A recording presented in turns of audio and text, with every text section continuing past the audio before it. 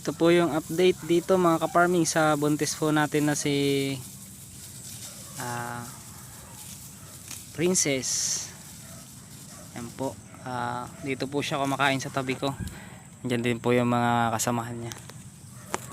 So ito yung kambing ko na muntikan ko na talagang ibenta dahil akala ko ho talaga ay hindi ho buntis. Ganun taman mga ka-farming, 100% po ang nakasampa dito ay native. Pero kahit na native yung nakasampa dito, ang mahalaga ay buntis siya. Pwede pa naman next time eh. So next time, hanap na lang tayo ng medyo quality na bulugan. Pero sa ngayon, ayos na yan. Ang mahalaga po ay buntis itong ating kambing. Yun lang naman po ang gusto ko, para makaparami tayo mga ka-farming. Papagandahin natin ang katawan nito. Although maganda na po yung katawan niya. Anglo-Nubian po ito mga ka-farming, Anglo-Nubian. So itong Anglo-Nubian na to ay malayong malayo sa katawan niya talaga, na talagang ito talaga ay malaki ang katawan. Kasi nga po inaalagaan din po natin ng maayos. Ito po yung mga kambing natin na iba. Andi dito po. Matakaw po siyang kumain. Yun naman ang kinaganda ko sa kanya. Kasi matakaw siyang kumain. Talagang kinakain niya talaga yung mga damo. Yan oh. Talagang may mga kambing kasi na talagang mapili din sa pagkain. Pero ito ay talagang ubod ng takaw. Ayan oh. Tagpe. Ay Princess. Ito po si Princess. Pauwi na ho dapat tayo, kaya lang ay tambay-tambay muna tayo dito para makakain pa sila kahit kaunti. Yan po.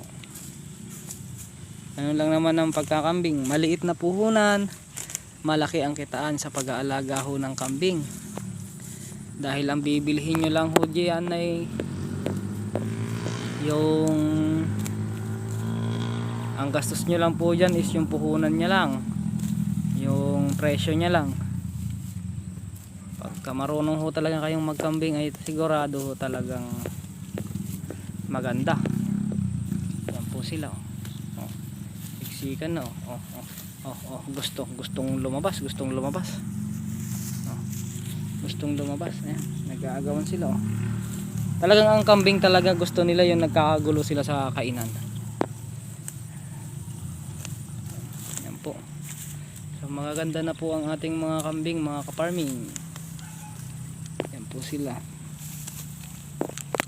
Alagang alaga ni Kuya Dan. So hapon na po, ayan o, gabi na nga eh. Madilim na po ang kalangitan. Pastol pa rin tayo kasi hindi natin ang alam ang umaga, baka mamaya biglang umulan. Sayang. Pag umalis ako dito kasi mga ka-farming, pag tumayo ako dito, malamang sa malamang hindi nakakain yan dito. Kaya gustong gusto niya na nandito ako. Ayan, kakagulo sila dito sa pwesto ko. Talagang dito pa sila. Or ako mag-a-adjust. Tignan natin mga ka-farming. Tignan natin ha. Try kong umalis kung susunod ba sila. Dito lang tayo, mag-a-adjust lang tayo dyan. Adjust lang tayo ng konting oras. Yan. Yan ho sila mga ka-farming. Si pangit, si ganda. Ganda. Yan po, laki na po ng katawan ng ating mga alagang kambing. Alaga natin yan. At si Tagpiho ay nandoon sa malayo. Tatalian natin mamaya. Yan po sila. Kain lang. Kaya kung ako po sa inyo mga ka-farming ay mag-alaga na ho kayo ng kambing hanggat medyo mura pa. Pamahal na nga eh. Mahal na nga pero magmamahal pa po ang karne ng kambing. Magmamahal pa po ang kambing. Kaya kung ako sa inyo ay simulan nyo na hong mag-alaga ng kambing. Ako na ho nagsasabi sa inyo. Inikayat ko kayong mag-alaga ng kambing dahil darating ho ang panahon ay talagang magmamahal po ang kambing.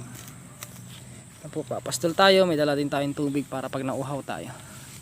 Wala din naman tayong gagawin sa bahay kaya samahan muna natin sila dito sa bukid kahit konting oras.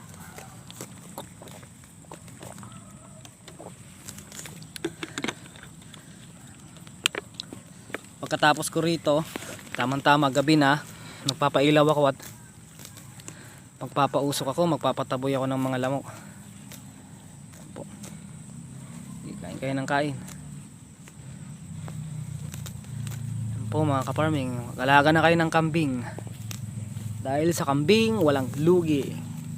Walang lugi sa pag-aalaga ng kambing. Ako na nagsasabi sa inyo mga ka-farming. Pero dapat mag-aral din kayong magkambing. Hindi yung dapat mayroon kayong malasakit sa alaga nyo. May mga diskarte din yan. Pero madali lang alagaan ng kambing kung gugustuhin nyo talaga. Yan po si Buntis. Nakala ko'y hindi buntis at munti ka na. Munti ka na siya. Muntikan ka na. Buti na lang ay ito.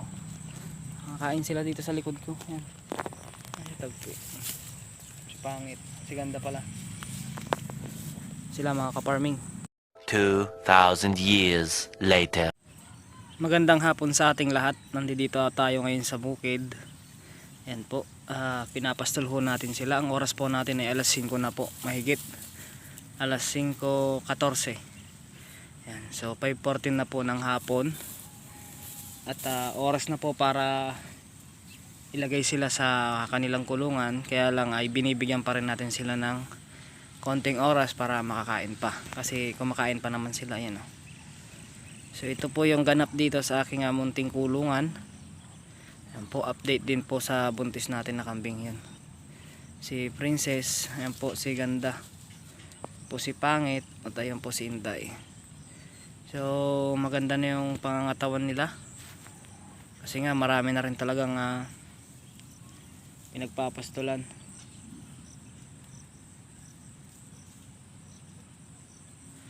Yan po mga ka-farming,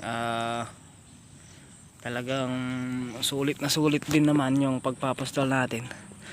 Nakabawas-bawas tayo sa trabaho. At hindi ko alam kung isi-second crop pa ito.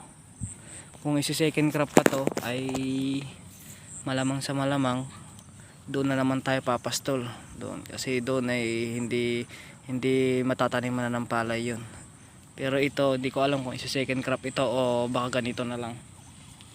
Sana nga hindi na i-second crop para medyo malawak yung pagpapastulan natin at para makabawas-bawas din tayo sa pastulan. Kasi mahirap din talaga mga ka-farming ang magkakambing na wala talagang area na pinagpapastulan. Kaya talagang kailangan natin sulitin din.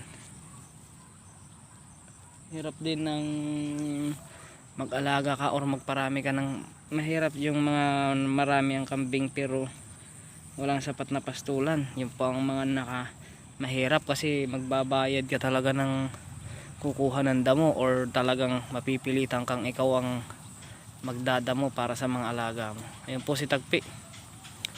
Iniwan ho natin yung anak niya. Kanina pa po yan alas 3. Kanina pa pala stress, so may 2 oras na rin siya dito sa pastulan. Yan po. Ano lang mga ka-farming, update lang muna tayo dito sa ating kambingan.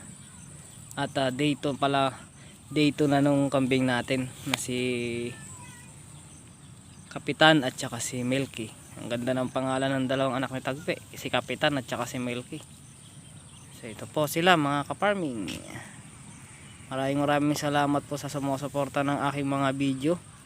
At alam ko naman na hindi nyo tinatapos ang aking mga video, pero maraming salamat dahil andyan pa rin kayo para suportahan yung mga video ko. Yan lang mga ka-farming, update lang po. At oras na po, hapon na. Ayan, ganda na po ng hapon. Oras na para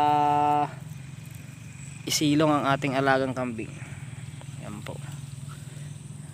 So yan guys, abangan nyo bukas kung ano pa yung mga vlog na gagawin natin bukas, dahil gagawa tayo ulit ng video bukas. So upload lang tayo ng upload mga kaparming, hanggat may nanonood sa video natin, upload lang tayo ng upload.